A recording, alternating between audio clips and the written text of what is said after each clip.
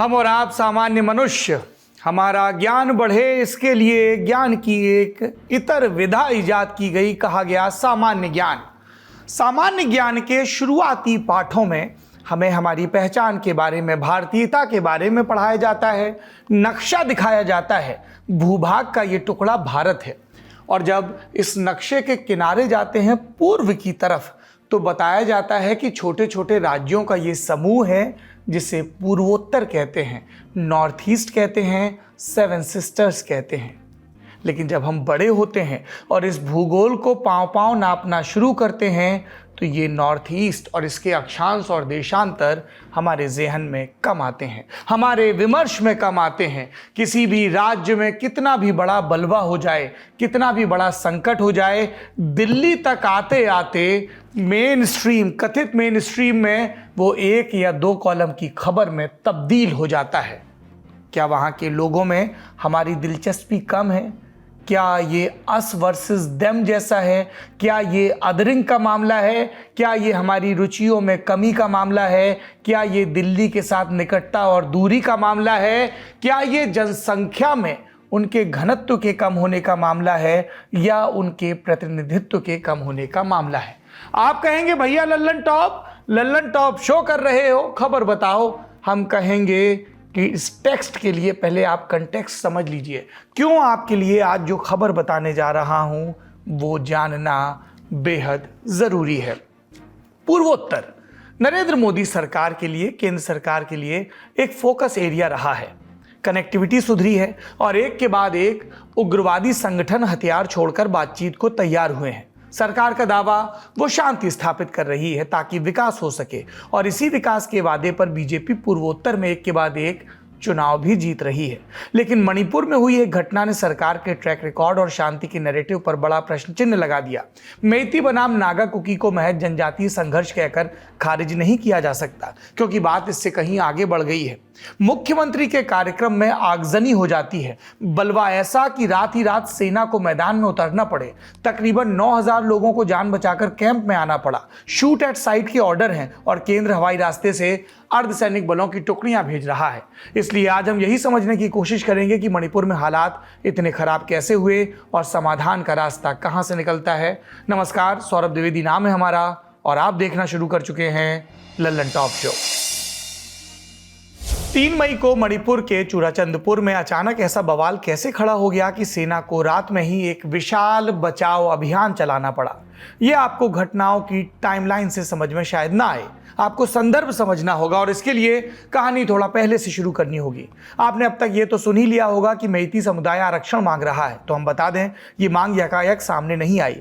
मेइती समुदाय को ST status यानी अनुसूचित जनजाति की कैटेगरी में शामिल किए जाने की मांग लंबे समय से हो रही है। मेइती जनजाति संघ ने इस मांग को लेकर एक याचिका मणिपुर हाईकोर्ट में दायर की थी। इस याचिका में क्या था? कहा गया कि 1949 में भारत में विलय से पहले मेइती समुदाय को एक जनजाति के रूप में मान्यता मिली थी, लेकिन विलय के बाद ये खत्म हो गई। मेइती की जमीन, परंपरा, संस्कृति और भाषा को बचाने की जरूरत को देखते हुए इसे संरक्षित करने की आवश्यकता है। इसीलिए मणिपुर सरकार केंद्र सरकार से मेइती को एसटी दर्जा दिलाने की सिफारिश करे। 14 अप्रैल 2023 को मणिपुर हाईकोर्ट का फैसला आया। कोर्ट ने राज्य सरकार को आदेश प्राप्ति के 4 हफ्तों के भीतर सिफारिश करने का निर्देश दिया। हाईकोर्ट के इस फैसले ने मणिपुर का माहौल गर्म कर दिया। राज्य के आदिवासी समूह, जिसमें खास तौर पर नागा और कुकी जनजाति समेत 34 जनजातियों के लोग शामिल हैं, इसके विरोध में उतर आए। मेइती समुदाय की एसटी स्टेटस की मांग का विरोध बाकी जनजाति के लोग शुरू से करते आ रहे हैं और यही ताज़ा बवाल की वजह भी बना। अब यहाँ पर आगे बढ़ने से पहले एक बार मणिपुर के सामाजिक ताने बाने को समझ लेते हैं और इसे समझने के लिए पहले मणिपुर का भूगोल समझना होगा। इसकी आबादी का करीब 65% हिस्सा इम्फाल शहर और उसके आसपास के इलाकों में बसा है, जिसे सेंट्रल वैली या इम्फाल वैली के नाम से जाना जाता है। सेंट्रल वैली मणिपुर के कुल भूभाग का केवल 10% है, जिसमें मुख्य रूप से हिंदू धर्म को मानने वाले मेइती समुदाय की आबादी है। मेइती समुदाय मणिपुर का सबसे बड़ा समुदाय है। इंडियन एक्सप्रेस की खबर के मुताबिक मेइती राज्य की आबादी का लगभग 64.6% है, जो 10% भूभाग पर बसा है और बाकी जो 90% हिस्सा है वो पहाड़ी है, जो इस वैली को चारों तरफ से घेरती है। इस 90% पहाड़ी हिस्से में राज्य की बाकी 35% आबादी की बसाहट है। इसमें नागा जनजातियों के साथ कुकी समेत 34 मान्यता प्राप्त जनजातियां शामिल हैं। मणिपुर की जनजातियों में अधिकतर क्रिश्चियन धर्म को मानने वाले लोग हैं। एक लाइन में से ऐसे समझिए, करीब 35% आबादी के पास 90% जमीन है और करीब 65% आबादी के पास 10% भूभाग। ये आंकड़े याद रखिएगा क्योंकि सारी लड़ाई इसी पर है।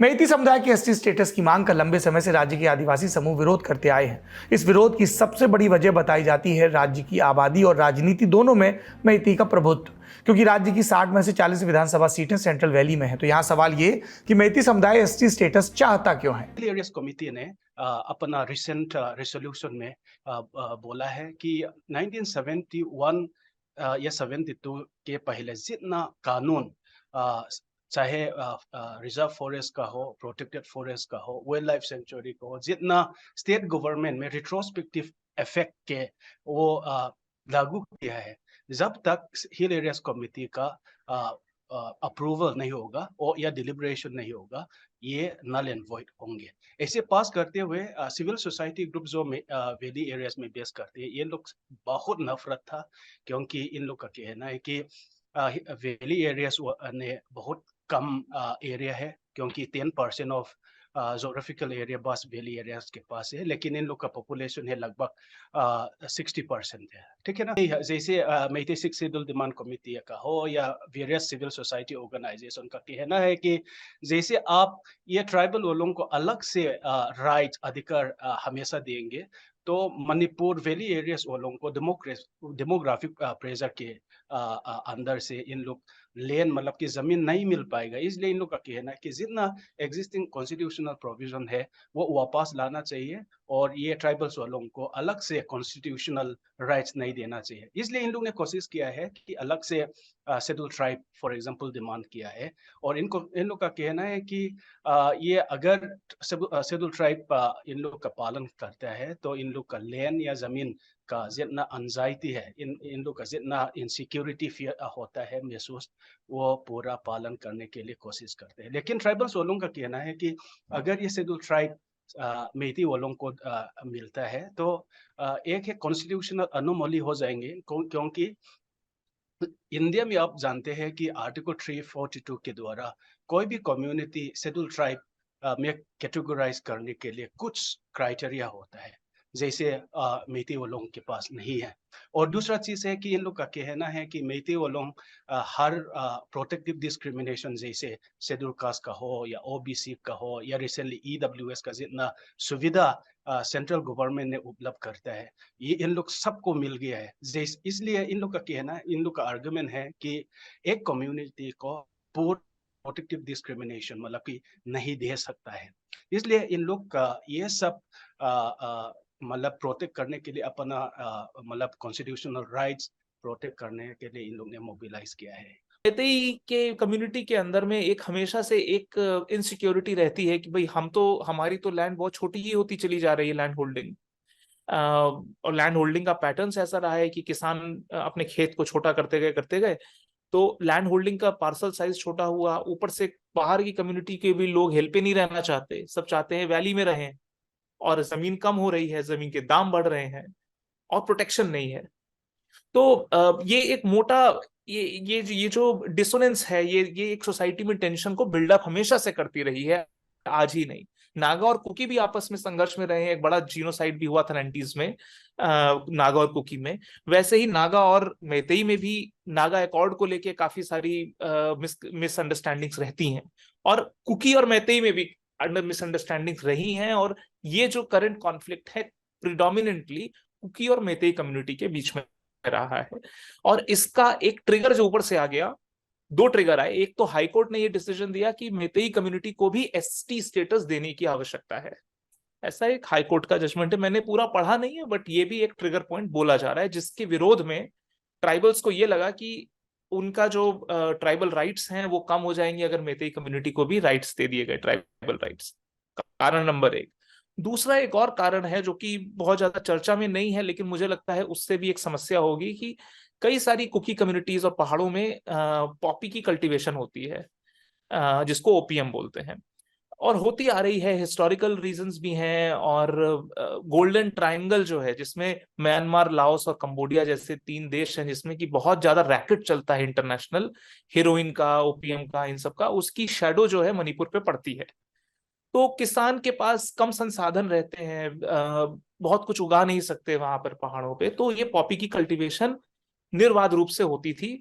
और करंट स्टेट गवर्नमेंट ने ये डिसाइसिव स्टेप लिया कि इस पे जीरो टॉलरेंस होगी, क्योंकि उससे जो ड्रग्स बन रहे थे वो सिर्फ मणिपुर की सोसाइटी को ही नहीं, पूरे भारतवर्ष को प्रभावित कर रहे थे। इसीलिए सेंट्रल गवर्नमेंट का और स्टेट गवर्नमेंट का ये एकदम क्लियर स्टैंड था, नो टू ड्रग्स। तो उसके लिए भी थोड़ा सा एक रम्बलिंग्स था, क्योंकि किसानों की एकदम इमीडिएट आमदनी जो होती थी उगाकर वो रुक गई, ऑल्टरनेट मैकेनिज्म्स नहीं मिले कि कहाँ से आमदनी होगी। तो उसका भी एक रोष कुकी समुदाय में देखने को मिलता है। ये दो तीन कारण मिला जुला के फिर कुछ इमीडिएट कारण जैसे हाईकोर्ट का आया, उसकी वजह से सारे ट्राइबल सड़क पे आ गए, उन्होंने आर्सनिंग किया, उन्होंने राइटिंग भी किया, फिर मैतेई कम्युनिटी ने भी काउंटर रायट्स किए, काउंटर पत्थर किए। तो कुल मिला के ये सोसाइटी पूरी सिचुएशन जो है आउट ऑफ कंट्रोल हो गई। ये तो हो गई मैती को समर्थन की बात। अब विरोध में जो तर्क दिया जा रहा है वो भी समझ लेते हैं। मैती समुदाय को एसटी स्टेटस की मांग के विरोध में जो तर्क है वो सबसे पहला तो यही कि मैती मणिपुर में एक प्रभावी समुदाय है जो राज्य के सिस्टम को कंट्रोल करता है, उन्हें किसी से कोई खतरा नहीं। मैतेई की भाषा मणिपुरी को संविधान की 8वीं अनुसूची में शामिल किया गया। मैती समुदाय जो मुख्य रूप से हिंदू है उसे ओबीसी और एससी कैटेगरी में सब कैटेगराइज भी किया गया और इसके तहत आने वाले लोगों को कैटेगरी के हिसाब से रिजर्वेशन भी मिलता है। दूसरा बड़ा तर्क राज्य के पहाड़ी इलाकों में मैती समुदाय की घुसपैठ की कोशिश। इस समुदाय की आबादी ज्यादा है तो जमीन की जरूरत भी बढ़ रही है, लेकिन वे राज्य के बाकी हिस्सों में जमीन नहीं ले सकते क्योंकि पहाड़ी एरिया संरक्षित है। मैती समुदाय के एसटी स्टेटस की मांग के पीछे क्या ये एक बड़ी वजह है? सुनते हैं एक्सपर्ट्स इस पर क्या कहते हैं। आपको नॉर्थ ईस्ट के थोड़ा सा इतिहास में जाने की भी जरूरत है। जनरली एक परसेप्शन रहता है कि पहाड़ी जगहों पे ही ट्राइबल समुदाय रहता है, वनवासी बोला जाता है, और ये हिल ट्राइब्स बोला जाता है कि हिल ट्राइब्स के पास ही एसटी स्टेटस का एडवांटेज रहा है। लेकिन असम से जब एक मूवमेंट खड़ा हुआ जिसमें कि प्लेन ट्राइब्स ने बोला कि ट्राइबल हम भी हैं, हम प्लेन्स में रहते हैं, हम जरूरी नहीं हम पहाड़ में रहते हो, लेकिन हमारा ट्राइबल स्टेटस को रिकॉग्नाइज किया जाए, उसको रिकॉग्निशन दी जाए। तो ये जो बोला जाता है कि सिर्फ जो पहाड़ पे रहेगा सिर्फ उसी के पास ट्राइबल स्टेटस हो, ऐसा जरूरी नहीं है। प्लेन ट्राइब्स भी होते हैं, हमारा कॉन्स्टिट्यूशन उनको एसटी स्टेटस देता है। तो ये जो विषय था काफी समय तक मेतेई सोसाइटी थी उसमें बड़ा विरोध था। वो कहते हैं हमें ट्राइबल स्टेटस चाहिए ही नहीं। हम एक हमारी एक सिविलाइजेशन है, हम पिछले 2000 साल से निरंतर एक रूलर के अंडर में हमारा पूरा सोसाइटी बनती चली आई है, जो कि दुनिया में मेसोपोटामियन ले लीजिए, ग्रीक सिविलाइजेशन, कोई भी सिविलाइजेशन ले लीजिए, किसी की भी इतिहास 2000 साल का नहीं है। यहाँ मणिपुर के जो मैतेई राजा हैं, एक फैमिली उनकी 33 एडी से चलती हुई चली आ रही थी 1949 तक, एक फैमिली। तो ये भी बड़ा एक अनोखा सा चीज थी जिसमें मेतेई बोलते हैं कि हम लोगों को ट्राइबल स्टेटस नहीं चाहिए, हम लोग पहले से हिल्स वैलीज में रहते आए हैं, हमारे पास एक्सेस है, सब कुछ रहा है, पढ़ाई करते थे हम लोग और हमारा ग्रोथ हुआ है, हम लोगों को नहीं चाहिए ट्राइबल स्टेटस। क्यों हम अपने ट्राइबल ब्रदर्स की उसकी हक की लड़ाई में बाधा उत्पन्न करें। लेकिन ओवर ईयर्स पहले लैंड इशू नहीं था, लेकिन पिछले कुछ सालों पे लैंड पे जब प्रेशर आने लगा और लैंड के प्राइसेस शूट अप करने लगे, तो मुझे लगता है कि सोसाइटी में फिर एक जीरो सम कॉन्फ्लिक्ट डेवलप हुआ। उन्होंने बोला कि ये इस स्थिति से चला तो ट्राइबल्स तो हमारे घर जमीन ले ही खरीद ही सकते हैं, हम नहीं खरीद सकते तो हम जाएंगे कहाँ, एक ही हमारा प्रदेश है। तो यहां से कॉन्फ्लिक्ट की तरफ आगे बढ़े। वरना आप आज से 30 साल पहले की डिबेट्स देखिए, कभी भी मेतेई सोसाइटी ने ट्राइबल डिमांड के लिए स्वीकार, भारत सरकार देना चाहती थी, लेकिन मणिपुर की जनता कहती थी, मेतेई जनता की उनको नहीं चाहिए। फिर वो परिस्थितियां पलटी हैं पिछले कुछ सालों में। मैं अभी भी बोलूं, अगर आप सर्वे करवाइए मेतेई कम्युनिटी में, सारे मेतेई नहीं बोलेंगे कि उनको ट्राइबल स्टेटस चाहिए। देखिए आप, ये कॉन्स्टिट्यूशनल स्कीम है, हमारा संविधान का स्कीम ये होता है कि सिर्फ मणिपुर में लागू नहीं होता है, ये असम में या मिजोरम में या मेघालय में ये जगह जहाँ पे सिक्स शेड्यूल प्रोविजन लागू होता है, जहाँ पे मतलब नॉन ट्राइबल्स वालों ने ट्राइबल एरियाज में जमीन नहीं ले सकता है। ठीक है ना, ये एक्सेप्शनल केस नहीं है, क्योंकि हमारा कॉन्स्टिट्यूशनल स्कीम है। क्योंकि हमारा संविधान बनाने वालों का कहना है कि अगर ये ट्राइबल्स वालों का इंटरेस्ट या ट्राइबल वालों को राइट्स को देखभाल नहीं किया जाता है, कि क्योंकि वैली एरिया डोमिनेंट वालों को बहुत प्रोग्रेसिव है, इन लोग के पास पूरा पैसा है, इन लोग के पास कैपिटल है। इसलिए ये पूरा जितना ट्राइबल्स के पास, जिनके पास पैसा नहीं है, जिनके पास मतलब कि सिविलाइजेशन बहुत कमजोर है, इसलिए इन लोग कॉम्पीट नहीं कर पाएगा एज इक्वल्स, ठीक है ना। ये सोच से ही अलग से मतलब लैंड लो या लैंड राइट्स दिया जाता है। तो इसलिए मेइतेई वालों का कहना तो सही है, लेकिन इसके पीछे बस मणिपुर का प्रॉब्लम नहीं है। जहाँ पे 6 शेड्यूल एरियाज लागू है, जहाँ पे भी ट्राइबल्स एरिया में नॉन ट्राइबल्स वालों जमीन खरीद नहीं सकता है। और जमीन का मसला केवल इतना ही नहीं, लैंड सर्वे का कड़ा विरोध कुकी जनजाति से जुड़े संगठनों की ओर से भी किया जा रहा है।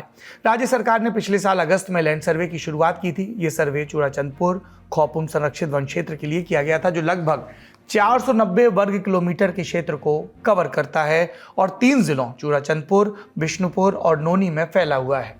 फिर इस साल फरवरी में चूड़ाचंदपुर जिले के हैंगलेप सब डिवीजन के पास एक गांव में रहने वाले लोगों को गांव से बेदखल कर दिया गया था। सरकार ने वजह बताई अवैध अतिक्रमण और कहा कि ये गांव प्रोटेक्टेड फॉरेस्ट एरिया के अंतर्गत आता है, जबकि ग्रामीणों ने आरोप लगाया कि प्रशासन की ओर से बिना किसी पूर्व सूचना के बेदखली की गई है। कुकी संगठनों ने इसका कड़ा विरोध किया। राज्य में बीजेपी की सहयोगी कुकी पीपल्स अलायंस यानी केपीए ने इसकी निंदा की और अमानवीय बताया। केपीए ने कहा कि यह फैसला बिना हिल एरिया कमेटी से बात किए लिया गया, जबकि हिल एरिया कमेटी पहाड़ी इलाकों के कानून और प्रशासन की निगरानी के लिए बनाई गई एक ऑटोनॉमस बॉडी है। ग्रामीणों की बेदखली के विरोध में मार्च में एक रैली भी हुई थी, जो कांगपोकपी जिले में हिंसक हो गई थी। बाद में बीरेन सरकार ने आरोप लगाया था कि विरोध प्रदर्शन असंवैधानिक उद्देश्यों के लिए आयोजित किए गए थे। साथ ही बीरेन सिंह ने यह भी कहा था कि संरक्षित जमीन पर अतिक्रमण करने वाले लोग इस जमीन पर नशीली दवाओं का उत्पादन और कारोबार कर रहे हैं। लैंड सर्वे ऐसे होते हैं, आप जानते हैं कि इंडिया में लीगल प्लूरलिज्म, जैसे लीगल प्लूरलिज्म का मतलब होता है कि जैसे ट्राइबल एरियाज, आप जानते हैं कि ट्राइबल एरियाज जो है इंडिया मतलब 1950 में हमारा संविधान लागू होने से पहले कुछ एरियाज है, मतलब ब्रिटिश इंडिया प्रॉपर के अंदर शामिल नहीं हुआ है, ठीक है ना। इन लोग मतलब इंडिया में लाने के लिए कुछ एक्सेप्शनल राइट्स या कॉन्स्टिट्यूशनल प्रोटेक्शन दिया जाता है, इसलिए हमको वो होने के लिए लीगल प्लूरलिज्म मतलब स्वीकार किया गया है। तो ये लीगल प्लूरलिज्म का मतलब है कि ट्राइबल एरियाज में जो मेन स्ट्रीम लॉज जो अप्लीकेबल होता है वो अप्लीकेबल करने से ये मतलब इन लोग को असिमिलेशन हो जाएगा, इन लोग को ठीक से ही मतलब मेन स्ट्रीम सोसाइटी से मिलजुल नहीं कर पाएगा।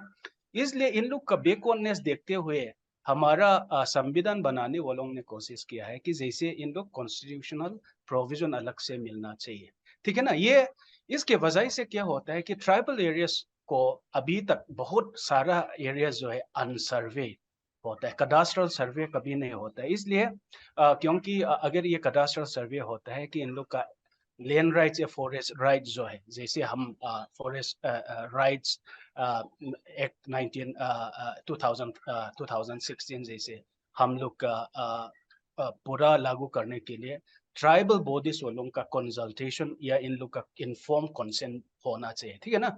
इसलिए सर्वे को अगर करना है तो कुछ एस्टेब्लिश प्रोसीड्योर होते हैं। अगर एस्टेब्लिश प्रोसीड्योर को आप फॉलो नहीं करते हैं तो अपोजिशन ही आता है। जैसे मणिपुर हिल एरियाज में सर्वे होने के लिए कुछ फॉरेस्ट सर्वे ऑफिसर ने पहले सर्वे करना चाहिए, लेकिन वो सर्वे होने से पहले ये शेड्यूल मैटर्स है, क्योंकि शेड्यूल एरियाज का, हिल एरियाज का शेड्यूल मैटर्स है, वो होने के लिए हिल एरियाज कमिटी तो आर्टिकल 371C के अंदर कब हमें मतलब जरूर कंसल्ट करना चाहिए, इन लोग डिलिब्रेट होना चाहिए। उसके बाद अगर इन लोग कन्विंस है तो ये स्टेट असेंबली में आप पेश कर सकते हैं, ठीक है ना। तो ये सब प्रोसीड्योर इन लोग ने फॉलो नहीं किया है, इसलिए एक्चुअली फॉरेस्ट सर्वे का अपोजिशन नहीं है, लेकिन एसेंशियली ये अपोजिशन है कि लैंड सर्वे को अगर होना है तो एस्टेब्लिश कॉन्स्टिट्यूशनल प्रोसीड्योर को पूरा फॉलो या पालन होना चाहिए। इसके बेसिस पे पूरा इन लोग ने प्रोटेस्ट लगाया हुआ है। लैंड सर्वे तो इंडियन फॉरेस्ट एक्ट से कर रहा है। ये पहले 1971 टू 1988 में लैंड सर्वे किया है। नहीं, उसमें रिजर्वेशन के लिए कुछ नोटिफिकेशन गए थे, कुछ पहाड़ियों का गांव लोग में नोटिफिकेशन दिया है, और ये सब नोटिफिकेशन ये गांव लोग ने कुछ ऑपोजिशन उसका ऑब्जेक्शन लेटर तो लिख चुका है। लिखने के बाद असिस्टेंट फॉरेस्ट ऑफिसर ने ये लोग का ऑब्जेक्शन लेटर मान लिया है, और इसके लिए वो लोग वो पहाड़ और उसका फॉरेस्ट प्रोटेक्टेड फॉरेस्ट में इंक्लूड नहीं किया है। लेकिन लास्ट ईयर नवंबर में एक मणिपुर गवर्नमेंट में एक ऑर्डर निकाला है, और उसमें लिखा है कि ये ऑर्डर ठीक से नहीं कर पाया, प्रोसीजर ठीक नहीं है, इसलिए उसका एक्सक्लूजन ऑफ विलेजेस सेट ऐसा किया है उसका ऑर्डर में। इसका मतलब वो लोग 30 साल से उसका गांव में रहता है, अभी तो पहाड़ियों के फॉरेस्ट, रिजर्व फॉरेस्ट नहीं तो प्रोटेक्टेड फॉरेस्ट हो चुका है। Thank you so much sir. वो लोग इंक्लोजर हो गए ना। लेकिन हमने डॉक्यूमेंट देखा है कि फॉर द लास्ट 150 साल से उन लोग का लैंड डॉक्यूमेंट है, उसका पहाड़ी फॉरेस्ट का डॉक्यूमेंट सब ये है। यहाँ तक आते आते आप संदर्भ जान गए। अब आते हैं ताज़ा घटनाओं की टाइमलाइन पर। हिंसा की पहली घटना रिपोर्ट हुई बीते गुरुवार 27 अप्रैल की रात। दरअसल 28 अप्रैल को चूड़ाचंदपुर जिले के न्यू लमका में सूबे के मुख्यमंत्री एन बीरेन सिंह एक कार्यक्रम में शामिल होने वाले थे, एक ओपन जिम का उद्घाटन करने वाले थे। इसके बाद सद्भावना मंडप में एक पब्लिक रैली भी थी।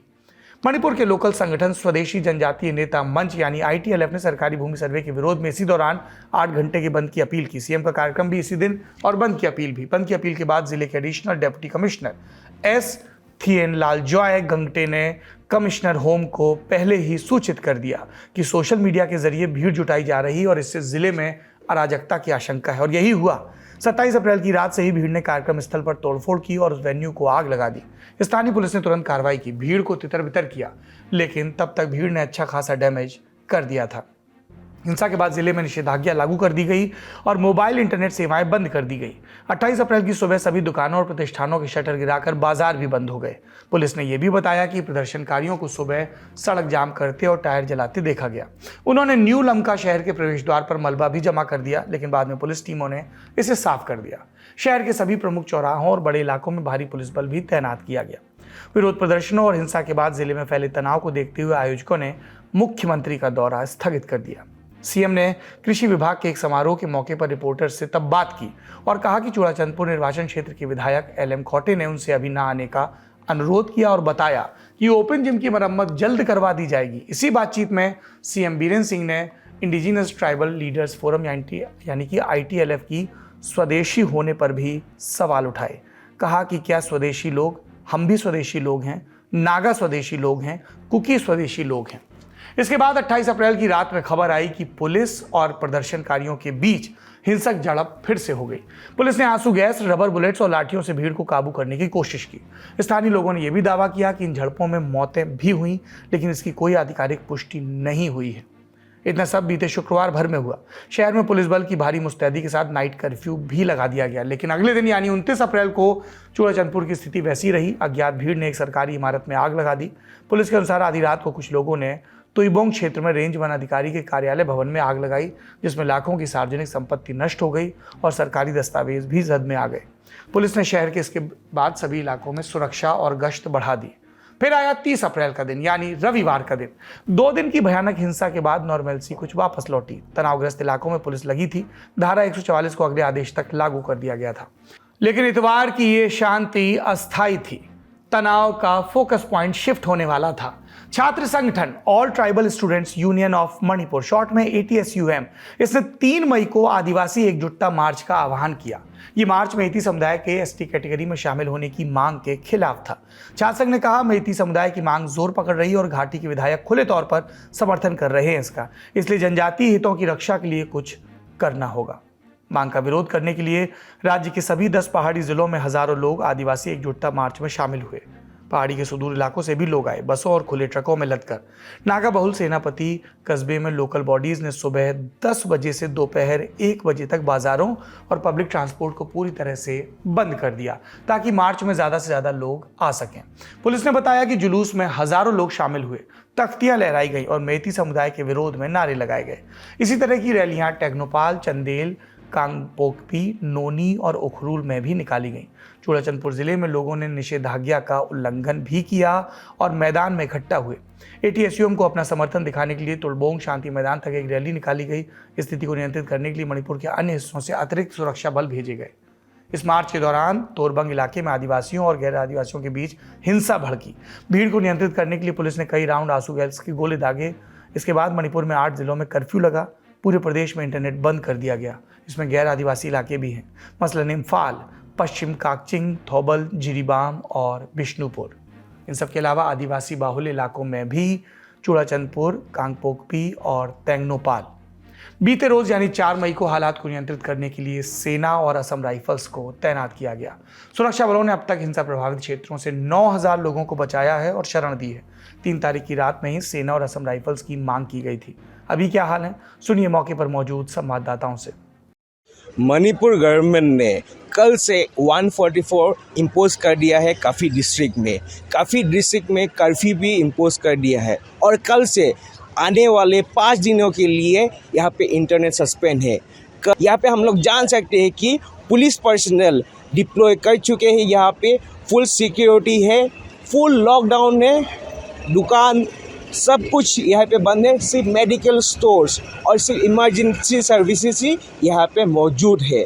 फिलहाल हम अभी इम्फाल जो कैपिटल सिटी है मणिपुर में यहीं पे है और यहीं पे हम लोग देख सकते हैं कि पीछे कल यहाँ पे काफ़ी गाड़ी यहाँ पे बंद की गई थी, पर अभी सिर्फ यहाँ पे आसपास में पुलिस पर्सनल को हम लोग देख सकते हैं। वो लोग 24/7 यहाँ पे है और सिक्योरिटी मेंटेन करने के लिए ट्राई कर रहे हैं। मणिपुर और पूर्वोत्तर के दूसरे राज्यों में जनजातीय तनाव को एक एपिसोड में कवर करना संभव नहीं। हमने भी यहाँ एक कोशिश की है आपको चीज़ों का बेसिक आइडिया देने की। आने वाले दिनों में हमारी नज़र इस खबर पर बनी रहेगी और आपको नियमित अपडेट्स लल्लन टॉप पर मिलते रहेंगे। मणिपुर में अपने दर्शकों से जो हिंदी समझ सकते हैं हम अपील करते हैं, हिंसा का सहारा न लें, प्रशासन के निर्देशों का पालन करें। पहली प्राथमिकता जीवन की सुरक्षा है। जो मसले हैं उन्हें बैठकर संवाद के जरिए सुलझाया जा सकता है। इसी नोट पर आज का शो समाप्त होता है। अपना और अपनों का ख्याल रखिए। शुभ रात्रि।